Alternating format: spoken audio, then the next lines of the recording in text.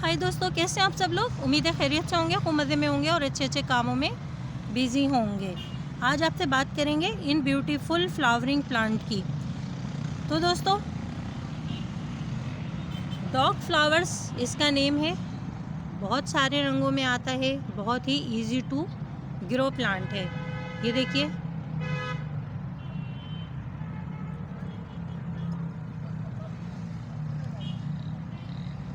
तो friends, dog flower शायद इसका नाम इसलिए रखा गया है कि ये देखिए, किसी डॉग जैसी आप इसका शेप देख रहे होंगे।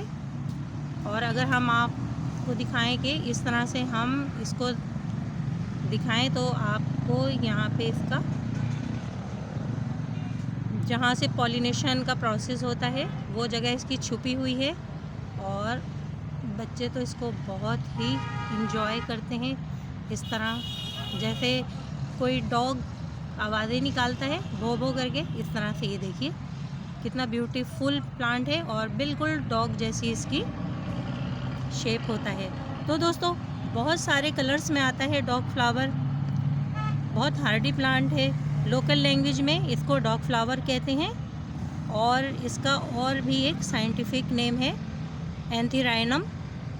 उसके अलावा इसको स्नैप ड्रैगन भी कहते हैं। स्नैप ड्रैगन नामी दोस्तों एक फ्लाई होती है। ये देखिए, वो जब इसके ऊपर आके बैठती है तो उसके वेट से इसकी ये जगह खुल जाती है और इस तरह पॉलिनेशन के प्रोसेस में ये वर्क होता है। स्नैप ड्रैगन दोस्तों आप सबने देखा होगा, एक हेलीकॉप्टर जैसा फ्लाई होता है जो अक्सर हमें बारिशों के बाद बहुत ज़्यादा नज़र आता है। क्योंकि वो इसके ऊपर आके बैठता है इसलिए इसको स्नैप ड्रैगन भी कहा जाता है। तो फ्रेंड, डॉग फ्लावर प्लांट की केयर की बात करें तो फुल सनलाइट में इसे रखिए ताकि इस पर बहुत ज़्यादा फ्लावरिंग आए।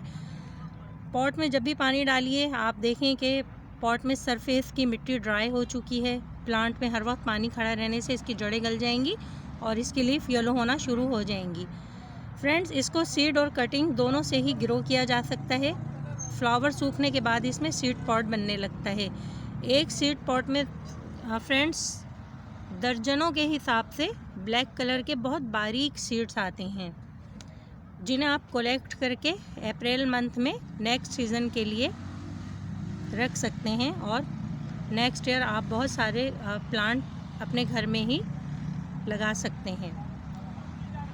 तो दोस्तों, सीज़न में भरपूर फ्लावरिंग करने वाला ये प्लांट आप इसकी मिट्टी बनाने के लिए 50% मिट्टी और 50% काउडंग मैन्योर ले सकते हैं। कुछ मकदार आप इसमें नीम खली और DAP की भी मिला सकते हैं। मिट्टी बहुत सॉफ्ट होनी चाहिए और भुरभुरी बनानी चाहिए। आप इस मिट्टी में थोड़ी रिवर सैंड और कोकोपीट भी ऐड कर सकते हैं। हर 15 दिन में इस पर आप नीम ऑयल का स्प्रे कर दें और कोई भी पेस्ट अटैक इनके प्लांट पर ना हो सके।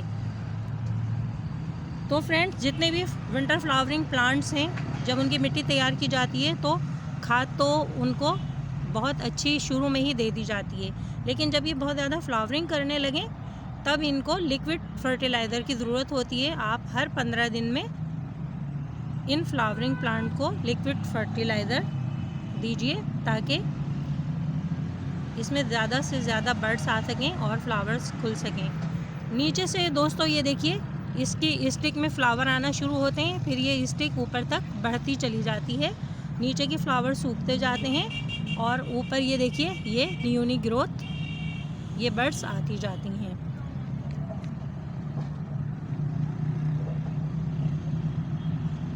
इसकी 3-4 इंच की आप छोटी सी ब्रांच कट करके इसको सॉफ्ट मिट्टी में दबा दें तो आपको न्यू प्लांट मिल सकते हैं। अक्टूबर और सितंबर तक आप इन्हें दोबारा ग्रो कर सकते हैं सीडलिंग के थ्रू। तो दोस्तों, इस खूबसूरत और हार्डी प्लांट को आप ज़रूर अपने विंटर गार्डन में ऐड कीजिए और इन फ्लावर्स को खूब इंजॉय कीजिए। बच्चों को इनमें बहुत ज़्यादा इंटरेस्ट होता है दोस्तों, क्योंकि हमने जैसा कि आपको बताया कि ये देखिए बच्चों को क्या दोस्तों, हमें भी अच्छा लगता है ये जब हम इस तरह इसको दबाते हैं और इस तरह ये डॉग के शेप का ये फ्लावर, जैसे कि कोई डॉग बातें कर रहा है ये। तो फ्रेंड्स, मुझे लगता है डॉग फ्लावरिंग प्लांट के बारे में हमने आपको जो इन्फॉर्मेशन दी आपको पसंद आई होगी। इसके साथ ही दोस्तों अपनी गार्डनर दोस्त आरजे को इजाज़त दीजिए स्मॉल गार्डन विद आरजे से। ओके दोस्तों, बाय बाय बाय बाय।